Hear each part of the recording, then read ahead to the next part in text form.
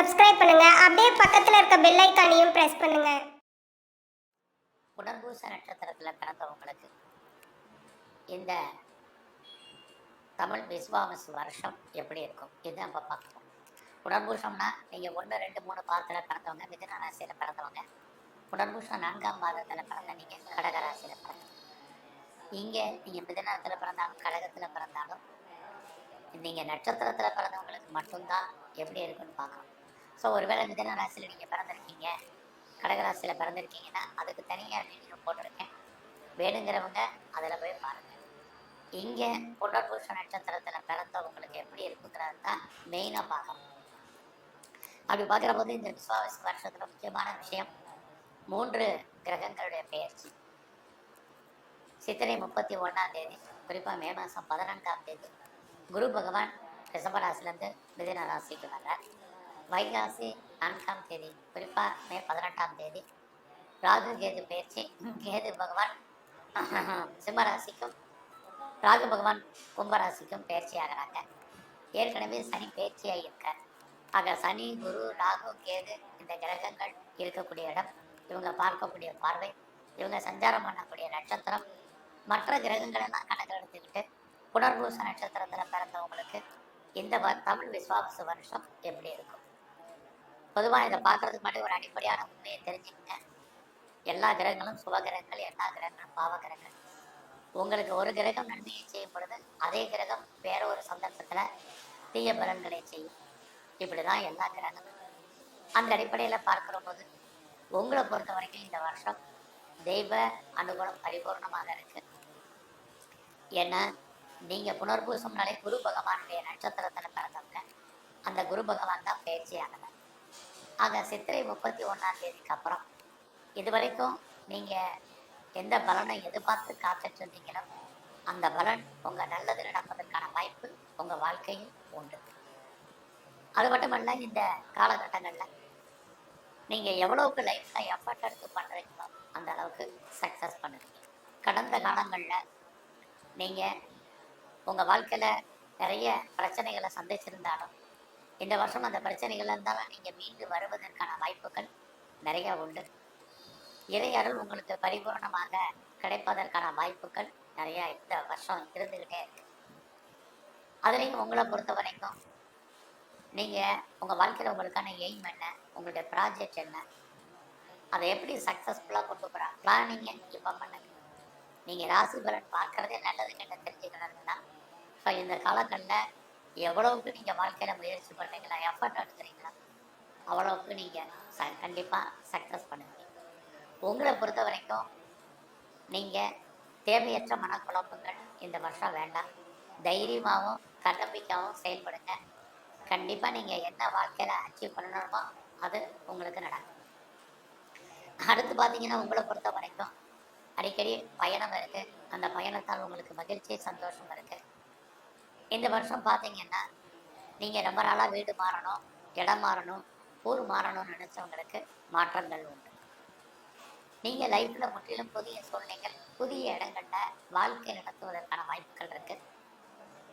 உங்களுடைய நெருங்கிய உறவுகள் உங்களை விட்டு பிரிஞ்சிருக்க வேண்டிய காலம் அல்லது அவர்களை விட்டு நீங்கள் பிரிஞ்சு போவதற்கான வாய்ப்பு இந்த தமிழ் வருஷத்தில் இருக்குது.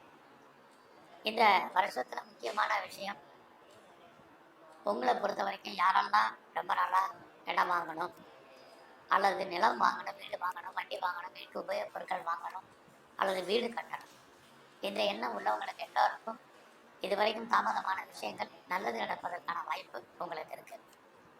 ஸோ இதுக்கெல்லாம் வாங்குவதற்கு எனக்கு பொருளாதார வசதி இருக்கா, பண வசதி இருக்கான்னா கண்டிப்பாக நீங்கள் லோன் போட்டு வாங்குவதற்கான வாய்ப்பு இருக்குது. அந்த லோன் கிடைக்கிறதுல நிறைய தடைகள் என்பது இந்த வருஷம் உங்களுக்கு இருக்குது. ஆக இந்த வருஷத்தில் யாரெல்லாம் விவசாயத்தில் நீங்கள் இருக்கீங்களோ மகசூல், லாபம், வருமானங்கள் உங்களுக்கு நிறைய உண்டு.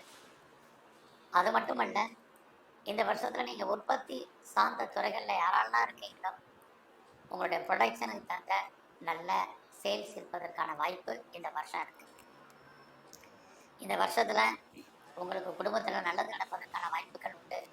முதலே நான் சொன்ன இறையர்கள் உங்களுக்கு கிடைக்கும். ரொம்ப நாளாக குடும்பத்தில் சுபகாரியங்கள், சுப நிகழ்ச்சிகள் நடக்கல, டிலே ஆகிட்டு இருக்கு அப்படிங்கிறவங்களுக்கு அத்தனை பேருக்கும் நல்லது நடப்பதற்கான வாய்ப்பு இருந்துக்கிட்டே இருக்கு. நீங்களும் அதில் அடிக்கடி கலந்துக்குவீங்க. மற்ற சுப நிகழ்ச்சிகள்லையும் நீங்கள் பார்ட்டிசிபேட் பண்ணுறதுக்கான வாய்ப்பு நிறைய உண்டு. அது மட்டுமல்ல, இந்த காலகட்ட ரொம்ப நாளாக குழந்தைக்காக காத்திருக்கிறவர்களுக்கு குழந்தை உண்டு.